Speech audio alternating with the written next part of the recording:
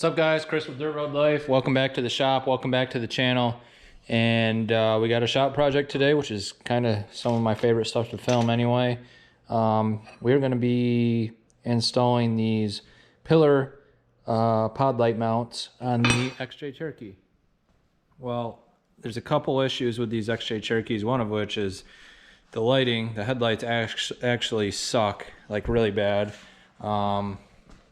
So we got a solution to fix that. That's going to be another video upcoming, but I'm going to add some auxiliary lighting for when we're off-roading. And in order to do that, I'm going to put these pod light mounts on. So I think I'm going to make a separate video for the pod light install. We're going to do a bracket install video, pod light install video, and a headlight upgrade video. And that's going to be our lighting solution for this XJ. But let me go over the tools quick that you're going to need to install these pillar mounts. These are just cheap Amazon pillar mounts, and I'll put a link in the description to the ones I bought, but any of these will work. Rough Country makes a set, a bunch of different companies do. So they come with the brackets, of course, and then these neoprene gaskets or foam gaskets, and that's going to fit in there something like that. I got the wrong one with the wrong gasket, but something like that. Keep water out of your cab. They come with rivets. These are 3/16 inch aluminum rivets. I'm going to use the ones that came with my Arrow gun. These are 3/16 as well, and they just fit in there a little better. So I'm sure these would work in this gun, but I'm going to use the ones that came with it.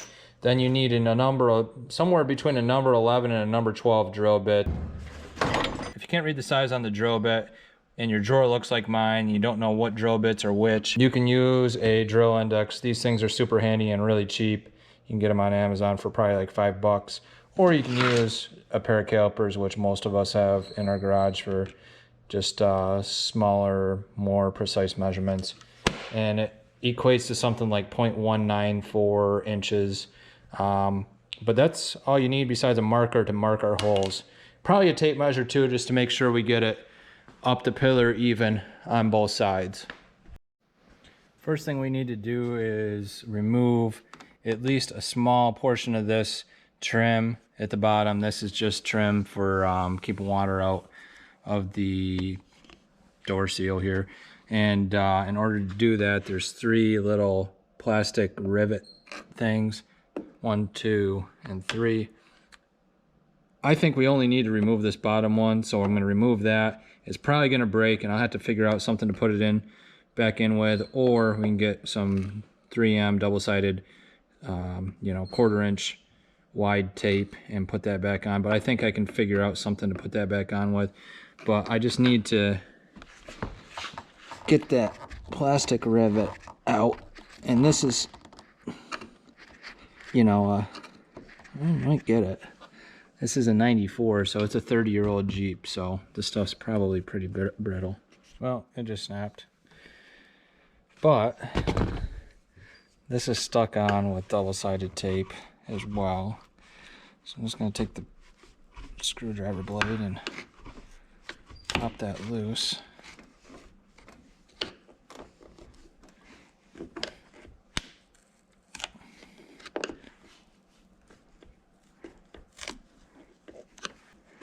I can just take something, clamp that out of the way, and I can get in here to drill my holes, because I'm not going to go much higher up with my bracket than right here. I don't want to remove that whole thing and have to replace both those rivets plus all that double-sided tape.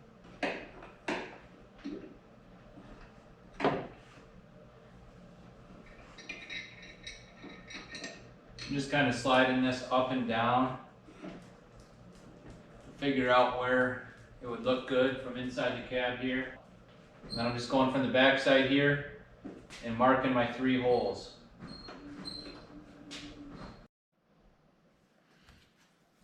And we should be able to just go through and drill right on our marks.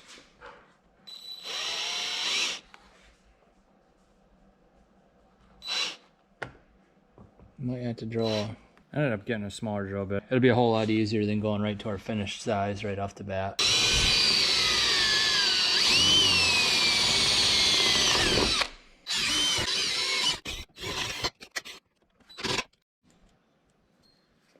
Alright, just stick your gasket on there in the correct orientation. Line the holes up. It's the easiest way.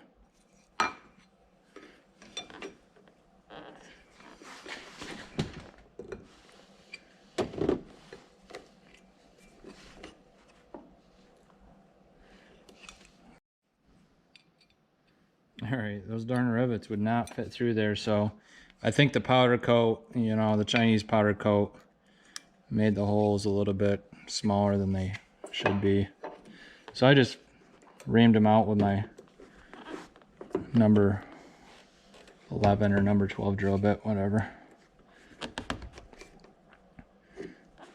Punch your rivet in your gun. Get it up there firmly.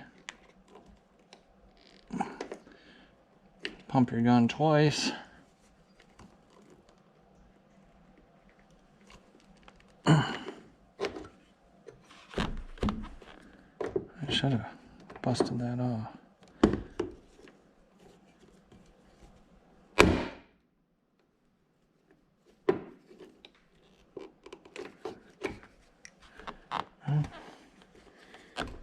I guess we can trim that.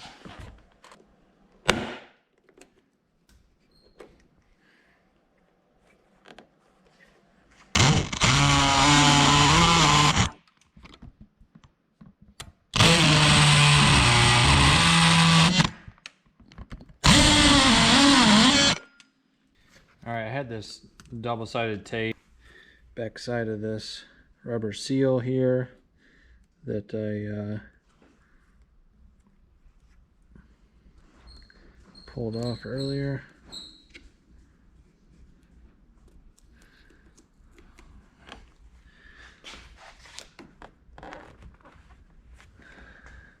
Then I'm just going to take this wood screw, because I don't have a plastic push pin, but this fits right in that existing hole in the A-pillar.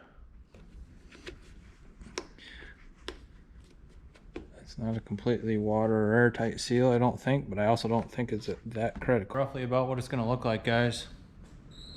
That's what those look like, and in the next video I'm going to show you how to install these to a switch. These are just, you could take any standard pod light. These are FKC, FCK, whatever. Really just wanted to show you guys how to install these. Very, very simple. About 5 minutes per side by the time you get your tools out and get to working on it. And that's going to be a nice addition. We're going to have a whole lot more light out of this Jeep just from that. And then we got another lighting upgrade we're going to do after that. So next couple videos are going to be Jeep videos. Hope you guys stick around, and I hope you guys enjoyed this one. We'll see you next time.